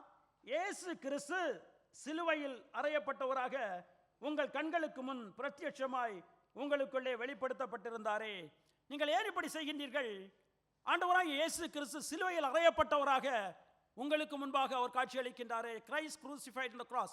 ஆண்டவராகிய இயேசு கிறிஸ்து சிலுவையில் அறையப்பட்டிருக்கின்றார். இது எதற்காக? ஆண்டவராகிய இயேசு கிறிஸ்துவுடைய சிலுவையின் மரணம் நமக்கு நன்றாக தெரியும். நம்மை ரட்சிப்பதற்காக, நமக்கு பாவ நிவாரண பலியாக ஆண்டவராகிய இயேசு கிறிஸ்து என்ன செய்திருக்கின்றாரே என்றால் சிலுவையில் மரித்திருக்கின்றார். இரண்டாவதாக அவர் உபயோகிக்கின்ற பொழுது கலாத்தியர் 2ஆம் அதிகாரத்தினுடைய 20வது வசனம், கிறிஸ்துவுடனே கூட சிலுவையில் அறையப்பட்டேன். I am crucified with Christ on the cross. நான் கிறிஸ்துவுடனே கூட என்ன செய்யப்பட்டிருக்கின்றேனே என்றால் சிலுவையில் அறையப்பட்டிருக்கின்றேன். பாருங்கள் அருமையானவர்களே, நம்மை தேவன் மாற்றுகின்ற பொழுது, அவருடைய பிள்ளையாக நம்மை மாற்றுகின்ற பொழுது நம்ம என்ன செய்கின்றாரே என்றால் ஆண்டவராய் இயேசு கிறிஸ்துவோடு இணைக்கின்றார். we are united with our Lord Jesus Christ. ஆண்டவராய் இயேசு கிறிஸ்துவோடு நம்மை இணைக்கின்றார். எனவே ஆண்டவராகிய இயேசு கிறிஸ்து மரிக்கின்ற பொழுது நாம் மரித்திருக்கின்றோம். ஆண்டவராய் இயேசு கிறிஸ்து அடக்கம் பண்ணப்பட்ட பொழுது நாம் அடக்கம் பண்ணப்பட்டிருக்கின்றோம். ஆண்டவராய் இயேசு கிறிஸ்து உயிரோடு எழும்பின பொழுது நாம் என்ன செய்திருக்கின்றோமே என்றால் நாம் உயிரோடு நாம் எழும்பி இருக்கின்றோம். ஏனென்றால் நாம் ஆண்டவராகிய இயேசு கிறிஸ்துவோடு இணைக்கப்பட்டபடியினால். எனவே ஆண்டவராகிய இயேசு கிறிஸ்து எவைகளை செய்திருக்கின்றாரோ நமக்காக, அதை நாம் செய்த வண்ணமாக தேவன் என்ன செய்கின்றாரே என்றால் எடுத்துக்கொள்கின்றார் என்று சொல்லிக்கொண்டு நாம் இது நாம் செய்வது கிடையாது. This is not something that we have done. This is done by our God. தேவன் செய்திருக்கின்றார். நம்ம என்ன செய்திருக்கின்றாரே என்றால் ஆண்டவராகிய இயேசு கிறிஸ்துவோடு அவர் இணைத்திருக்கின்றார். எனவே ஆண்டவராகிய இயேசு கிறிஸ்து எதற்காக மரித்தார்? பாவத்திற்காக, நம்முடைய பாவங்களுக்காக அவர் மரித்தார். எனவே நாம் மரிக்கின்ற பொழுது, அதாவது ஆண்டவராகிய இயேசு கிறிஸ்துவோடு இணைக்கப்பட்டு ஆண்டவராகிய இயேசு கிறிஸ்து கல்வாரியில் நமக்காக மரித்தபடியினால் நாம் எதற்கு மரித்திருக்கின்றோமே என்றால் நாம் பாவத்துக்கு மரித்திருக்கின்றோம். அவர் உயிரோடு எழும்புகின்ற பொழுது நாம் எதற்காக நாம் அவர் இருக்கின்றோமே என்றால் நாம் நீதிக்கு உள்ளவர்களாக, அவருக்கு உகந்த வாழ்க்கை உள்ளவர்களாக வாழ்வதற்காக நாம் இருக்கின்றோம் என்று சொல்லிக்கொண்டு வேதத்தில் நம்மால் வாசிக்க முடியும். கலாத்தியர் ரோமர் 6 அதிகாரத்தில் 2 வசனங்களை நான் உங்களுக்கு வாசிக்கின்றேன். 6 அதிகாரத்தில் 6-7 வசனங்களை நான் உங்களுக்கு வாசிக்கின்றேன். பாருங்கள், அவர் சொல்கின்றார், நாம் இனி பாவத்திற்கு ஊழியம் செய்யாதபடிக்கு பாவ சரீரம் ஒளிந்து போகும் பொருட்டாக நம்முடைய பழைய மனுஷன் அவரோட கூட சிலுவையில் அறையப்பட்டது என்று அறிந்திருக்கணும். ஆண்டவராய் இயேசு கிறிஸ்து சிலுவையில் மறைக்கின்ற பொழுது நாம் அவரோடு இணைக்கப்பட்டிருக்கின்றபடியினால் நாமும் மரித்திருக்கின்றோம். நாம் எதற்கு மரித்திருக்கின்றோமே என்றால் பழைய மனுஷனுக்கு மரித்திருக்கின்றோம், பாவத்துக்கு மரித்திருக்கின்றோம். எனவே 7 சொல்கின்றார், மரித்தவன் பாவத்துக்கு நீங்கி விடுதலையாக்கப்பட்டிருக்கின்றானே. எனவே நாம் பாவத்துக்கு மரித்திருக்கின்றோம், அந்த பாவத்தினுடைய ஆளுகையிலிருந்து நாம் விடுதலையாக்கப்பட்டிருக்கின்றோம். அதில் 11வது வசனத்தை வாசிக்கின்ற பொழுது, அப்படியே நீங்களும் உங்களை பாவத்திற்கு மரித்தவர்களாகவும் நம்முடைய கர்த்தராகிய இயேசு கிறிஸ்துவுக்குள் தேவனுக்கென்று பிழைத்திருக்கிறவர்களாகவும் எண்ணிக்கொள்ளுங்கள். நாம் ஆண்டவராய் இயேசு கிறிஸ்துவோடு மரித்தபடியினால், அவரோடு இணைக்கப்பட்டபடியினால், அவர் மரிக்கின்ற பொழுது நாம் பாவத்துக்கு மரித்திருக்கின்றோம். அவர் உயிரோடு எழும்புகின்ற பொழுது நாம் தேவனுக்கு ஊழியம் செய்யும்படியாக, தேவனுக்கு பிரியமுள்ள வாழ்க்கை வாழும்படியாக நாம் என்ன செய்திருக்கின்றோமே என்றால் நாம் உயிரோடு எழும்பி இருக்கின்றோம் என்று சொல்லிக்கொண்டு இந்த இடத்தில் ஆண்டவராய் இயேசு கிறிஸ்துவோடு நாம் சிலுவையில் அறையப்பட்டிருக்கின்றோம் என்று சொல்லிக்கொண்டு அவர் சொல்லுவார். அப்படி என்றால் அந்த பழைய வாழ்க்கை, பாவத்திற்கு அடிமைத்தனத்தில் இருந்த வாழ்க்கையானது இனிமேல் கிடையாது. அந்த வாழ்க்கை ஒளிந்து போய்விட்டது. நாம் புதிய மனிதனாக இருக்கின்றோம், நீதிக்கு அடிமையாக இருக்கின்றோம், தேவனுக்கு பிரியமுள்ள வாழ்க்கை வாழ்வதற்காக நாம் இருக்கின்றோம் என்று சொல்லிக்கொண்டு அவர் சொல்வார். 3வது நாம் பார்க்கின்ற பொழுது இந்த கலாத்தியர் 6 அதிகாரத்தில் 6 அதிகாரத்தினுடைய 14வது வசனத்தை நான் உங்களுக்கு வாசிக்கின்றேன். நானும் நம்முடைய கர்த்தராகிய இயேசு கிறிஸ்து சிலுவையை குறித்தே அல்லாமல் வேறொன்றையும் குறித்து மேன்மை பாராட்டாதிருப்பேனாக. அவரால் உலகம் எனக்கு சிலுவையில் உண்டிருக்கிறது, நானும் உலகத்திற்கு சிலுவையில் அறை உண்டிருக்கின்றேன். I am crucified to the world and the world to me. நாம் என்ன செய்யப்பட்டிருக்கின்றோம் என்ற உலகத்தையும் நம்மையும் அவர் என்ன செய்கின்றாரே என்றால் ஒப்பிட்டு பார்க்கின்றார். ஒப்பிட்டு பார்த்து என்ன சொல்ல விரும்புகின்றாரே என்றால், இந்த உலகத்திற்கு நமக்கும் இடையில் இருந்த உறவானது அது பிரிக்கப்பட்டு விட்டது, அறுக்கப்பட்டு விட்டது, இட் இஸ் broken என்று சொல்லிக்கொண்டு பாருங்கள். உலகம் நம்மை பார்க்கின்ற, உலகம் என்றால் தேவனுக்கு விரோதமாக இருக்கின்ற காரியங்கள், அது நம்மை பார்க்கின்ற பொழுது நாம் ஆண்டவராய் இயேசு கிறிஸ்துவோடு இணைக்கப்பட்டபடினால் அது நம்ம என்ன பார்க்கிறது, நாம் சிலுவையில் இருக்கின்றோம். சிலுவையில் ஒரு மனுஷன் இருக்கின்ற பொழுது ஏதாவது செய்ய முடியுமா? யாருக்காக ஒன்றும் செய்ய முடியாது. ஏனென்றால் அவர் மரணத்துக்காக ஒப்பு கொடுத்திருக்கப்பட்டிருக்கின்றார். அதே தான் உலகம் நம்மை பார்க்கின்ற பொழுது, நம்மை சிலுவையில் பார்க்கின்றது. நாம் உலகத்தை பார்க்கின்ற பொழுது உலகம் எங்கே இருக்கின்றது? நமக்கு சிலுவையில் இருக்கின்றது. எனவே நாம் ஒன்றுமே செய்ய முடியாது என்று சொல்லிக்கொண்டு அப்போஸ்தலனாகிய பவுல் என்ன செய்வாரே என்றால் இந்த இடத்தில் காட்டுவார். எனவே இந்த இடத்தில் அவர் காண்பிக்கின்ற பொழுது நமக்கும் இந்த உலகத்துக்கும் இடையில் இந்த உறவானது முறிக்கப்பட்டிருக்கிறது என்று சொல்லிக்கொண்டு அவர் சொல்லிக்கொண்டு வருவார். அடுத்து 4வதாக, அதுதான் இன்றைக்கு நம்முடைய செய்தியினுடைய அடிப்படையில் இருக்கின்ற வசனம், கிறிஸ்துவனுடையவர்கள் தங்கள் மாமிசத்தையும் அதன் ஆசை இச்சைகளையும் சிலுவையில் அறைந்திருக்கின்றார்கள் என்று சொல்லிக்கொண்டு, they that are Christ have crucified their flesh. அவர்கள் என்ன செய்திருக்கின்றார்கள் என்றால் தங்களுடைய மாமிசத்தை சிலுவையில் அறைந்திருக்கின்றார்கள். அப்படி என்றால் என்ன? கலாத்தியர் 2 அதிகாரம் 20வது வசனத்தில் நாம் வாசிக்கின்ற பொழுது, நாம் ஆண்டவராகிய இயேசு கிறிஸ்துவோடு சிலுவையில் அறையப்பட்டிருக்கின்றோமே என்றால் அது தேவன் செய்த செயல். ஆனால் இங்கே பார்க்கின்ற பொழுது this is something that we have done. அவர் சொல்கின்றார் பாருங்கள், அவருடையவர்கள் தங்கள் மாமிசத்தையும் அதன் ஆசை இச்சைகளையும் சிலுவையில் அறைந்திருக்கின்றார். அப்படி என்றால் இது தேவன் செய்தது கிடையாது, இது நாம் செய்தது. நாம் நம்முடைய மாமிசத்தையும் அவனுடைய ஆசை இச்சைகளையும் நாம் என்ன செய்திருக்கின்றோமே என்றால் நாம் சிலுவையில் அறைந்திருக்கின்றோம். அப்படி என்றால் when have we done this? நாம் எப்பொழுது நாம் செய்திருக்கின்றோம்? பாருங்கள், தேவன் நம்ம என்ன செய்கின்றாரே என்றால் ஆண்டவராய் இயேசு கிறிஸ்துவோடு இணைக்கின்ற பொழுது நம்மை மாற்றுகின்றார், நம்முடைய இருதயத்தை மாற்றுகின்றார். நாம் இப்பொழுது அவருடைய நியாயப்பிரமாணத்தை கீழ்ப்படிவதற்குரிய அந்த தகுதியை நமக்கு கொடுக்கின்றார். இப்பொழுது நாம் என்ன செய்கின்றோமே என்றால் ஆண்டவராய் இயேசு கிறிஸ்துவை நம்முடைய சொந்த ரட்சகராக நாம் ஏற்றுக்கொள்கின்றோம். ஆண்டவராகிய இயேசு கிறிஸ்துவை சொந்த ரட்சகராக ஏற்றுக்கொள்கின்ற பொழுது, அவர் மேல் விசுவாசம் வைக்கின்ற பொழுது நாம் இன்னும் செய்வது ஒன்று என்னவென்றால் மனம் திரும்புதல். மனம் திரும்புதலும் விசுவாசமும் இல்லாமல் ரட்சிப்பு கிடையாது. பாருங்கள், இந்த இரண்டு நாம் பார்க்கின்ற பொழுது two sides of the same coin என்று சொல்லிக்கொண்டு ஆங்கிலத்தில் சொல்வாங்க. ஒரு ஒரு ஒரு நாணயத்திற்கு எப்படி 2 பக்கங்கள் இருக்கின்றனவோ அதே போல்தான் மனம் திரும்புதலும் விசுவாசமும். விசுவாசம் இருந்தால் மனம் திரும்புதல் இருக்கும். மனம் திரும்புதல் இருந்தால் விசுவாசம் இருக்கும். எனவே ஆண்டவராய் இயேசு கிறிஸ்து சொல்கின்ற பொழுது கூட மார்க் 1ஆம் அதிகாரத்தினுடைய 15வது வசனத்தில் நீங்கள் வாசிப்பீர்கள் என்றால் அவர் அங்கே தெளிவாக சொல்ல வேண்டும் என்ற அந்த வசனத்தை எனக்காக யாராவது வாசியுங்கள். மார்க் 1ஆம் அதிகாரம் 15வது வசனம்.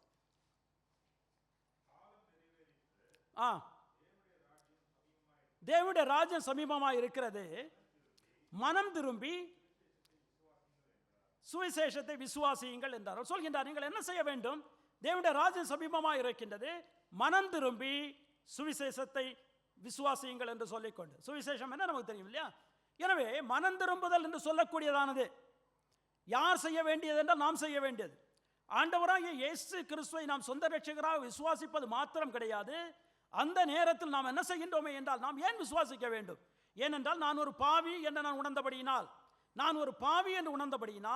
எனக்கு ஒரு இரட்சகர் வேண்டும் என்று சொல்லிக்கொண்டு, தேவன் நமக்கு கொடுத்திருக்கின்ற ஒரே இரட்சகர் ஆண்டவராகிய இயேசு கிறிஸ்து என்று சொல்லிக்கொண்டு நாம் என்ன செய்கின்றோமே என்றால், நாம் விசுவாசித்து நாம் நம்முடைய பாவங்களை அவருடைய சமூகத்தில் நாம் அறிக்கை செய்கின்றோம்.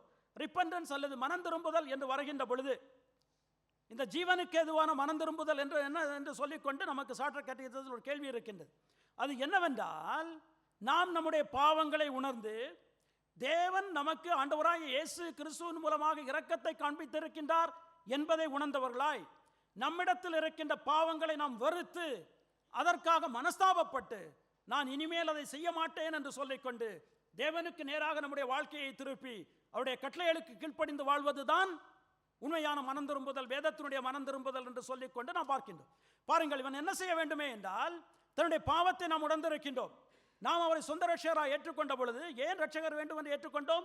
நம்மிடத்தில் பாவம் இருக்கின்றபடினால். எனவே அந்த பாவத்தை நாம் என்ன செய்திருக்கின்றோம் என்றால், அதற்காக மனஸ்தாபப்பட்டு நாம் அவருக்கு நேராக நாம் மாறியிருக்கின்றோம். இது நாம் செய்தது. இதுதான் நாம் என்ன செய்திருக்கின்றோம்? நம்முடைய மாமிசத்தை சிலுவையில் அறைந்திருக்கின்றோம். ஆண்டவராய் இயேசு கிறிஸ்துவை சொந்த ரட்சகராக நாம் ஏற்றுக்கொள்கின்ற பொழுது, நாம் மனம் திரும்புகின்ற பொழுது நாம் என்ன செய்திருக்கின்றோமே என்றால், நான் இந்த பாவத்தில் நான் வாழ்ந்திருக்கின்றேன், இனிமேல் நான் இந்த பாவத்தில் வாழ முடியாது, நான் இதற்காக மனஸ்தாபப்படுகின்றேன் என்று சொல்லிக்கொண்டு அதை நாம் வெறுத்து நாம் என்ன செய்திருக்கின்றோமே என்றால், சிலுவையில் நாம் அறைந்திருக்கின்றோம். அருமையானவர்களே, அதான் அவர் சொல்லிக் கொண்டு வருகின்றார். எனவே நம்முடைய பாவமானது எங்கே இருக்கின்றது? நம்மால் எங்கே அறையப்பட்டிருக்கின்றது? சிலுவையில் அறையப்பட்டிருக்கின்றது. தேவன் நம்மை ஆண்டவராய் இயேசு கிறிஸ்துவோடு இணைத்திருக்கின்றார். நாம் சிலுவையில் அறையப்பட்டிருக்கின்றோம். இப்பொழுது நாம் என்ன செய்திருக்கின்றோம்? அதன் மூலமாக நம்முடைய பாவத்தை நாம் சிலுவையில் அறைந்திருக்கின்றோம். நம்முடைய பாவமானது எங்கே இருக்கின்றது? சிலுவையில் இருக்கின்றது. ஆனால் நாம் ஒன்றை நாம் தெரிந்து கொள்ள வேண்டும். crucifixion itself is not death. சிலுவையில் அறைகின்றது என்று சொல்லக்கூடியதானது மரணம் கிடையாது. it leads to death. அது என்ன செய்யுமே என்றால், நேரம் கழிந்துதான் மரணமாகும். சிலுவையில் அறையது நமக்கு நன்றாக தெரியும். நாம் ஒவ்வொரு குட் ஃப்ரைடே அன்று நாம் தியானிக்கின்றோம். சிலுவையில் ஒரு ஆண்டவராய் இயேசு கிறிஸ்து அறைகின்ற பொழுது, ஆண்டவராய் இயேசு கிறிஸ்து சிலுவையில் கிட்டத்தட்ட 9-6 மணி நேரம் அவர் இருந்து கொண்டிருப்பார். ஆனால் நீங்கள் இங்கே பார்க்கின்ற பொழுது 6 மணி நேரத்தில் அவர் மரித்து விடுவார். அங்கே இருக்கின்ற அந்த கள்ளர்களை பார்க்கின்ற பொழுது அவர்கள் மறிக்க மாட்டார்கள். எனவே தான் அவருடைய கால் எலும்புகளை அவர்கள் முறிப்பார்கள். சிலுவையில் அறையப்பட்ட ஒரு மனுஷன் உடனடியாக மறிப்பானே என்றால் மறிக்க மாட்டான். அது சில வேளைகள் நாட்கள் ஆகலாம், சில வாரங்கள் கூட ஆகலாம். அதே போல்தான் அருமையானவர்களே, நம்முடைய பாவங்களை நாம் சிலுவையில் அறைந்திருக்கின்றோம். ஆனால் அது இன்னும் மறிக்கவில்லை. அது என்ன, அந்த மாமிசமானது என்ன செய்து கொண்டிருக்கின்றது என்றால், நம்மால் கிரியை செய்து கொண்டிருக்கின்றது. ஒவ்வொரு நாளும் அது சில நேரங்கள் வெளிக்காட்டி கொண்டிருக்கின்றது. எனவே அவருடைய பிள்ளைகளாக இருக்கின்ற நாம், we have to keep on crucifying it on the cross. நாம் அதை ஒவ்வொரு நாளும் என்ன செய்ய வேண்டுமே என்றால், நாம் சிலுவையில் வைத்திருக்க வேண்டும். அது வெளிவருவதற்கு பார்த்து கொண்டிருக்கும். அது உயிரோடு இருந்து கொண்டிருக்கின்றது. அதுதான் மாமிசம் நம்மிடத்தில் இருந்து கொண்டிருக்கின்றது. எனவே தேவனுடைய பிள்ளைகளாக இருக்கின்ற நாம் கவனமாக இருக்க வேண்டும். நாம் சிலுவையில் அறைந்திருக்கின்றோம், ஆனால் அது மறிக்கவில்லை, இன்னும் உயிரோடு இருந்து கொண்டிருக்கின்றது. அது நம்முடைய வாழ்க்கையில் வெளிக்காட்டாமல் நாம் ஒவ்வொரு நாளும் என்ன செய்ய வேண்டுமே என்றால், அதை சிலுவையில் வைத்திருக்க வேண்டும். நம்முடைய வாழ்க்கையில் வெளிக்காட்டாமல் நாம் பார்த்துக் கொள்ள வேண்டும். அருமையானவர்களே, யோசித்து பாருங்கள். அதான் அங்கே சொல்லிக் கொண்டு வந்து கொண்டிருக்கின்றார். நாம் அவரை சொந்த ரட்சகராக ஏற்றுக்கொண்ட பொழுது, நாம் மனம் திரும்புகின்ற பொழுது, நம்முடைய மாமிசத்தை அதனுடைய ஆசை இச்சைகளோடு நாம் சிலுவையில் அறைந்திருக்கின்றோம். ஆனால் இன்னும் அது மறிக்கவில்லை, இன்னும் உயிரோடு இருந்து கொண்டிருக்கின்றது.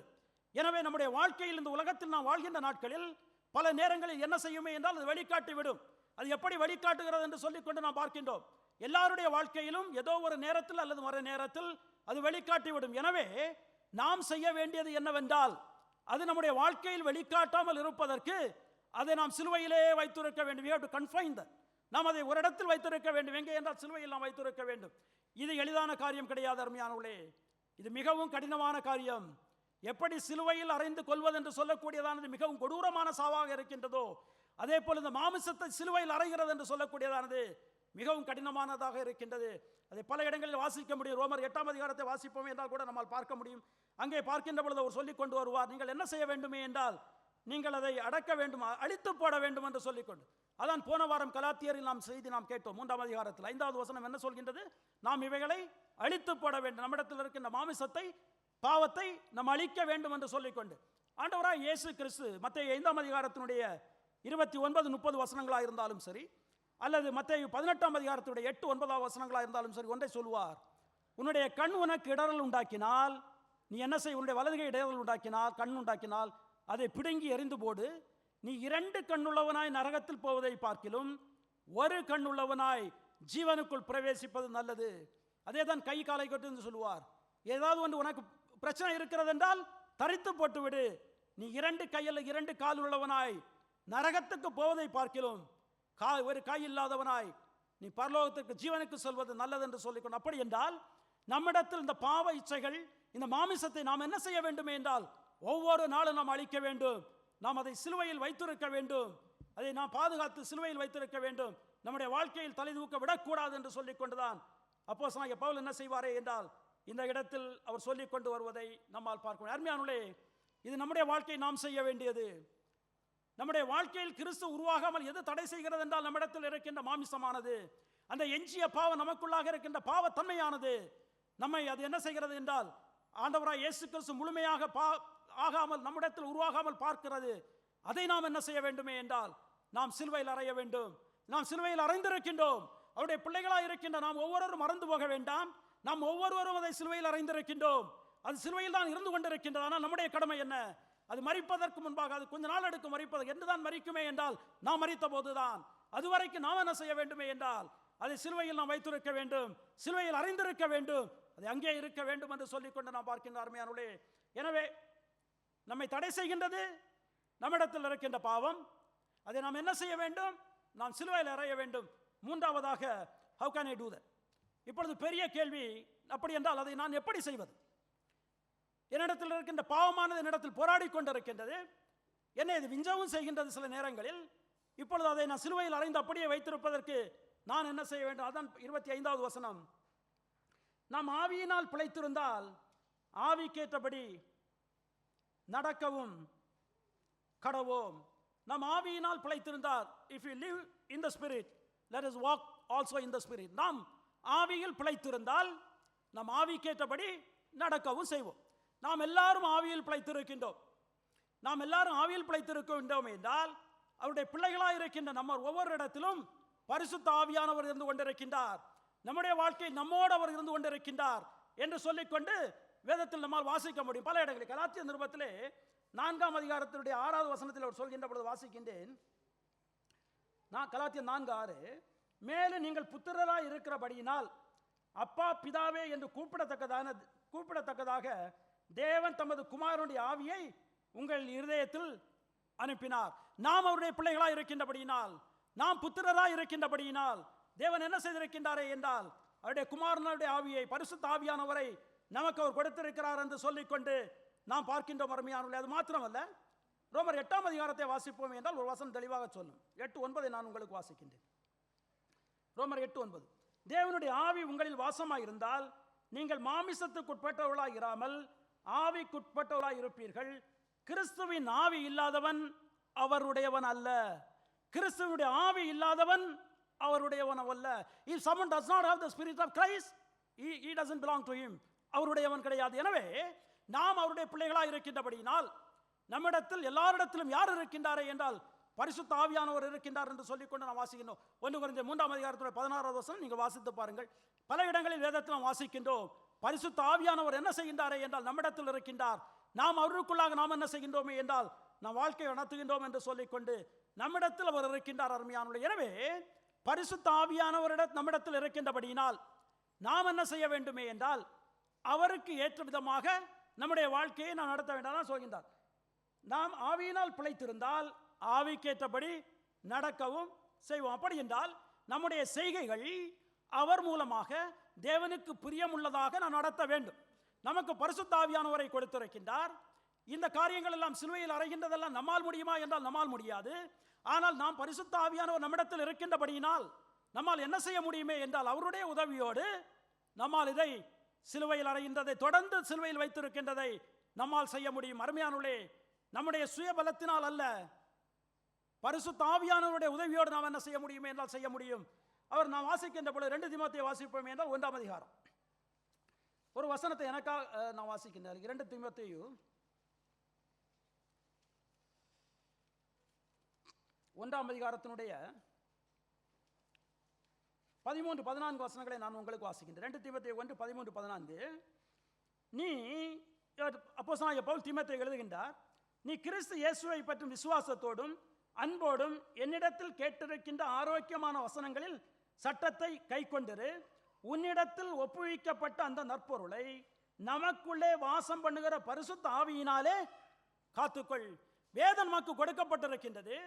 அது எப்படி நீ வாழ வேண்டும் என்று சொல்லிக்கொண்டு நமக்கு சொல்லிக் கொண்டிருக்கிறது. எனவே நீ என்ன செய்ய வேண்டும் என்றால் நம்மிடத்தில் இருக்கின்ற பரிசுத்த ஆவியானுடைய உதவியோடு, அப்படி என்றால் நம்ம ஒவ்வொரு இடத்திலும் இருக்கின்ற பரிசுத்த ஆவியானுடைய உதவியோடு நாம் என்ன செய்ய வேண்டுமே என்றால் அதற்கு கீழ்ப்படிந்து வாழ வேண்டும். அப்படி என்றால் தேவனுடைய சட்டத்திட்டங்களுக்கு கீழ்ப்படிந்து நம்முடைய மாமிசத்தை சிலுவையில் அறைந்த வண்ணமாக வைத்துக் கொண்டு எப்படி வாழ முடியுமே என்றால் பரிசுத்த ஆவியானுடைய உதவியோடு மாத்திரம்தான் நாம் என்ன செய்ய முடியுமே என்றால் வாழ முடியும். பல வசனங்கள் இருக்கின்றன, நேரம் ஆகிவிட்டது, எனவே நான் முடிக்க இருக்கின்றேன் சுருக்கமாக. எனவே அருமையானவர்களே, நம்மை தடை செய்கின்றது கிறிஸ்து நம்மிடத்தில் உருவாதை தடை செய்கின்றது நம்முடைய மாமிசம். அதை நாம் என்ன செய்ய வேண்டும் என்றால் சிலுவையில் அறைய வேண்டும். எப்படிதான் அறைய முடியுமே என்றால் பரிசுத்த ஆவியானவருடைய உதவியோடு தான் நான் அறைய முடியும். அப்படி என்றால் நம்மிடத்தில் கேள்வி, எப்படி இதை நான் பரிசுத்த ஆவியானவர் இடத்தில் இருக்கின்றார், நான் என்ன செய்ய வேண்டும்? அவருடைய உதவி எனக்கு வேண்டுமே என்றால் நாம் என்ன செய்ய வேண்டும்? பாருங்கள், இப்பொழுது நம்முடைய நண்பரோ நம்முடைய தெரிந்தவர்கள் இருக்கின்றார்களே என்றால், தெரிந்தவர்கள் நம்மிடத்தில் இருக்கின்றார்களே என்றால் நாம் என்ன செய்ய வேண்டும்? அவருடைய உதவி வேண்டுமே என்றால் நாம் அவர்களுக்கு நெருக்கமாக இருக்க வேண்டும். அவருக்கு நெருக்கமாக இல்லை என்றால் அந்த உதவி கிடைக்குமா என்றால் கிடைக்காது. இங்கேயும் அதுதான், பரிசுத்த ஆவியானவரை நாம் என்ன செய்யக்கூடாது? வேதம் சொல்கின்றது, அவித்து போடாதீர்கள். Don't quench the Holy Spirit. பரிசுத்த ஆவியானவரை நாம் என்ன செய்ய விடாது? அவித்து போடக்கூடாது. அப்படி என்றால் அவருக்கு விரோதமாக நாம் செய்யக்கூடாது. we should not grieve him.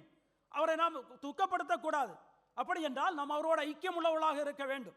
அவரோடு எப்படிதான் ஐக்கியம் உள்ளவர்களாக இருக்க முடியுமே என்றால் ஜெபிக்கின்ற பொழுது, நாம் ஜெபித்து நாம் கேட்கின்ற பொழுது, எனக்கு இதை மேற்கொள்வதற்கு நான் பாவத்தில் இந்த உலக மாமிசம் என்னிடத்தில் இருக்கின்றது, இந்த மாமிசத்தை நான் சிலுவையில் வைத்திருப்பதற்கு தேவனே நீர் எனக்கு உம்முடைய ஆவியினுடைய அருளை அருள வேண்டும் என்று சொல்லிக்கொண்டு பலத்தை கொடுக்க வேண்டும் என்று கேட்கின்ற பொழுது தேவன் என்ன செய்ய இருக்கின்றாரே என்றால் நமக்கு கொடுக்க வல்லவராக இருக்கின்றார். அருமையானவர்களே, நான் வாசிக்கின்ற பொழுது லூக்கா 11ஆம் அதிகாரம் 9 முதல் 13 வசனங்கள் நீங்கள் வீட்டுக்கு சென்று வாசித்து பாருங்கள்.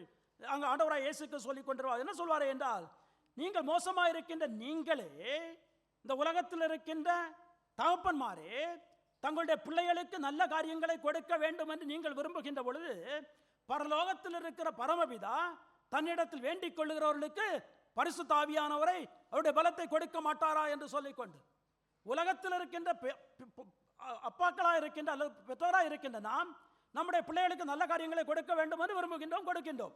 அப்படி என்றால் எல்லாவற்றுக்கும் மேலாக இருக்கின்ற பரமபிதா அவரிடத்தில் வேண்டிக் கொள்ளுகின்றவர்களுக்கு எப்படி கொடுக்காமல் இருப்பார்? எனவே இதை மேற்கொள்ள வேண்டும் என்று சொல்லிக்கொண்டு நாம் என்ன செய்ய வேண்டும் என்றால் தேவனிடத்தில் ஜெபிக்க வேண்டும். நம்முடைய பலத்தினால் இதை செய்யவே முடியாது. யார்தான் நமக்கு கிருபை கொடுக்க முடியுமே என்றால் பரிசுத்த ஆவியானவர் தான். எனவே நாம் என்ன செய்ய வேண்டும் என்றால் ஜெபிக்க வேண்டும். அதனால் செய்ய வேண்டிய ஒன்று. இரண்டாவதாக அவருடைய வேதத்தை நாம் வாசிக்கின்ற பொழுது தேவன் என்ன செய்வாரே என்றால் வேதத்தின் மூலமாக தான் நம்மோடு பேசுவார். நீங்கள் யோவான் 16ஆம் அதிகாரத்தை வாசிக்கின்ற பொழுது 13-14 வசனங்களை நாம் வாசிக்கின்ற பொழுது ஆண்டவராய் இயேசு கிறிஸ்து சொல்லியிருப்பார், பரிசுத்த ஆவியானவர் வருகின்ற பொழுது என்ன நடக்கிறது என்று சொல்லிக்கொண்டு அவர் என்ன செய்வாரே என்றால் அவருடைய வார்த்தையை எடுத்து அதன் மூலமாக நம்மோடு பேசுவார், நமக்கு விளக்கி காண்பிப்பார். அவருடைய வார்த்தையை நாம் வாசிக்கின்ற பொழுது, ஜெபத்தோடு வாசிக்கின்ற பொழுது இந்த வார்த்தை என்ன செய்யுமே என்றால் நம்மிடத்தில் பேசும். அது பேசுகின்றது யாரிடத்தில்? நம்மிடத்தில் பேசுகின்றாரே என்றால் பரிசுத்த ஆவியானவர் பேசுகின்றார். எனவே அதற்கு நாம் என்ன செய்ய வேண்டும் என்றால் செவி கொடுக்க வேண்டும். நாம் செவி கொடுத்து அவருடைய வார்த்தை என்ன சொல்கிறது என்பதை கற்றுக்கொண்டு நம்முடைய வாழ்க்கையில் நாம் என்ன செய்ய வேண்டுமே என்றால் நாம் நடைமுறைப்படுத்த வேண்டும். அருமையானவர்களே, எனவே நாம் இந்த வாழ்க்கை வெற்றியுள்ள வாழ்க்கை வாழ்வதற்கு, சிலுவையில் நம்முடைய மாமிசத்தை அறைந்து வைத்து அந்த வாழ்க்கை வாழ்வதற்கு நமக்கு உதவியாக இருக்கிறது யார் என்றால் பரிசுத்த ஆவியானவர். எனவே அதன் பலத்தினாலும் அல்ல, பராக்கிரமத்தினாலும் அல்ல, என்னுடைய ஆவியினாலே ஆகும் என்று சொல்லிக்கொண்டு சகரியாவில் நாம் வாசிக்கின்றோம். நம்முடைய பலத்தினால் செய்ய முடியாது, நம்மிடத்தில் இருக்கின்ற வேறு ஏதாலும் செய்ய முடியாது. பரிசுத்த ஆவியானவர் நம்மிடத்தில் இருக்கின்றபடியினால் நம்மால் என்ன செய்ய முடியுமே என்றால் நம்மால் செய்ய முடியும். அருமையானவர்களே, எனவே நான் முடிக்கின்றேன். எனவே நமக்கு தேவன் என்ன செய்திருக்கின்றாரே என்ற கட்டளை கொடுத்திருக்கின்றார். நாம் நம்முடைய மாமிசத்தை சிலுவையில் அறைந்திருக்கின்றோம். நம்முடைய வாழ்க்கையில் கிறிஸ்து உருவாகாமல் நம்மை பாதுகாத்துக் கொண்டிருக்கின்றது பாவம். அந்த பாவத்தை நாம் என்ன செய்ய வேண்டும் என்றால் சிலுவையில் அறைய வேண்டும். அதை நாம் மறைந்திருக்கின்றோம். அவரை சொந்த ரட்சகராக ஏற்றுக்கொண்ட நாளில் நாம் மறைந்திருக்கின்றோம். அது சிலுவையில் தான் இருந்து கொண்டிருக்கின்றது. ஆனால் அந்த மாமிசம் இன்னும் உயிருள்ளதாக இருந்து கொண்டிருக்கின்றது. அதோடு நம்முடைய வாழ்க்கையில் சில நேரங்களில் வெளிப்படக்கூடும். வெளிப்படுவதை வெளிப்படுத்த விடாமல் அடக்கி வைக்க வேண்டியது, அது சிலுவையிலே வைத்திருக்க வேண்டியது நம்முடைய ஒவ்வொருவருடைய கடமையாக இருக்கின்றது. அதை எப்படி செய்ய முடியுமே என்றால் நம்மிடத்தில் இருக்கின்ற பரிசுத்த ஆவியானவருடைய உதவியோடு, நமக்கு பரிசுத்த ஆவியானவரை கொடுத்திருக்கின்றார். அவருடைய உதவியோடு நாம் என்ன செய்ய முடியுமே என்றால் செய்ய முடியும் என்று சொல்லிக்கொண்டு வாசிக்கின்றோம். நாம் இந்த பரிசுத்த ஆவியானவரோடு இந்த உறவு இல்லாமல் இருப்போமே என்றால், நாம் அவரை கோபப்படுத்துவோமே என்றால், அல்லது நாம் அவரை அவித்து போடுவோமே என்றால் நாம் பாவத்தில் விழுந்து விடக்கூடும். எனவே தான் 26வது வசனத்தில் அவர் சொல்வார், நான் வாசிக்கின்றேன் உங்களுக்கு. வீண் புகழ்ச்சியை விரும்பாமலும், ஒருவரை ஒருவர் கோபமூட்டாமலும், ஒருவர் மேல் ஒருவர் பொறாமை கொள்ளாமலும் இருக்க கடவோம். அருமையாளர்கள், இந்த வசனத்தை யோசித்து பாருங்கள். நம்ம யாரிடத்திலாவது இது இல்லாமல் இருக்கிறதா? இந்த கேள்வியை நானே என்னிடத்தில் கேட்டு பார்த்தேன். இருக்கின்றது. நாம் எல்லாரிடத்திலும் இது இருக்கும். ஏனென்றால் நாம் என்ன செய்யவில்லை? நமக்கு கொடுத்ததை உபயோகிக்க வேண்டிய அளவுக்கு நாம் உபயோகித்திருக்க மாட்டோம். எனவே அருமையானவர்களை உற்சாகப்படுத்துகின்றேன். சிலுவையில் நாம் மறைந்திருக்கின்றோம். அதை சிலுவையிலே வைத்திருக்க வேண்டிய நம்முடைய கடமையாக இருக்கின்றது. ஆனால் அதற்கு நமக்கு உதவி செய்வதற்காக பரிசுத்த ஆவியானவரை கொடுத்திருக்கின்றார். எனவே நாம் தேவனிடத்தில் தினமும் ஜெபிக்கின்றவர்களாய், இந்த பரிசுத்த ஆவியினுடைய வல்லமையை என்னை கொடுத்து என்னுடைய பாவத்தை நான் செய்யாமல் நீர் என்னை பாதுகாக்க வேண்டும் என்று சொல்லிக்கொண்டு ஜெபிக்கின்றவர்களாய், அது மாத்திரமல்ல, வேதத்தை நாம் ஒவ்வொரு நாளும் தியானம் செய்து இந்த வேதம் எனக்கு என்ன சொல்கிறது என்பதை நாம் கற்றுக்கொண்டு நாம் அதற்கு நாம் அடிபடிந்தவர்களாய், அது மாத்திரமல்ல, நம்முடைய மனசாட்சிக்கு நம்மை கீழ்ப்படுத்துகின்றோம். ஏனென்றால் பரிசுத்த ஆவியானவர் மனசாட்சியோடு நம்மோடு பேசுவார். எனவே நம்முடைய மனசாட்சியை சரியாக நாம் காத்துக்கொண்டு நாம் தேவனுடைய கட்டளைகளுக்கு நாம் கீழ்ப்படிந்து நாம் ஜெபித்து நாம் வாழ்கின்ற பொழுது சிலுவையில் நம்முடைய மாமிசத்தை அறைந்து வைத்திருப்பதற்கு, அது மேற்கொள்ளாமல் இருப்பதற்கு தேவன் நமக்கு கிருபை கொடுப்பார். அப்படி தேவனுடைய பிள்ளைகளாய் நாம் மேற்கொண்டவர்களாக நம்முடைய வாழ்க்கையை நாம் வாழ்வோம். நாம் கண்களை மூடி ஜெபிக்கலாம். எங்களை நேசிக்க எங்கள் அன்பின் ஆண்டவரே, இந்த அருமையான ஓய்வு நாளின் கால வேளைக்காக நாங்கள் உம்மை துதிக்கிறோம். கர்த்தாவே, எங்களுடைய வாழ்க்கையில் கிறிஸ்து உருவாகாமல் எது எங்களை தடை செய்கிறது என்று சொல்லிக்கொண்டு நாங்கள் கற்றுக்கொள்ள கிருபை கொடுத்தீர். அது எங்களிடத்தில் இருக்கின்ற மாமிசம், எங்களிடத்தில் இருக்கின்ற எஞ்சிய பாவம். இந்த உலகத்தில் நாங்கள் வாழ்கின்ற நாட்களில் எங்களிடத்தில் இந்த எஞ்சிய பாவம் இருக்கின்றது. அதை நாங்கள் உம்மை ஏற்றுக்கொண்ட போது நாங்கள் சிலுவையை அறைந்திருக்கின்றோம். அதை தொடர்ந்து சிலுவையில் வைத்திருப்பதற்கு நீதாமே எங்களுக்கு பரிசுத்த ஆவியானவரை கொடுத்திருக்கின்றீர். அவருடைய உதவியோடு நாங்கள் அதை செய்வதற்கு நீதாமே எங்களுக்கு கிருபை தர வேண்டுமாறு ஜெபிக்கிறோம். எங்களை உம்முடைய சமூகத்தில் நாங்கள் தாழ்த்தி ஒப்படைத்து ஜெபிக்கிறோம். மீட்பரின் நாமத்தில் ஜெபிக்கிறோம் எங்கள் அன்பின் பிதாவே. ஆமீன்.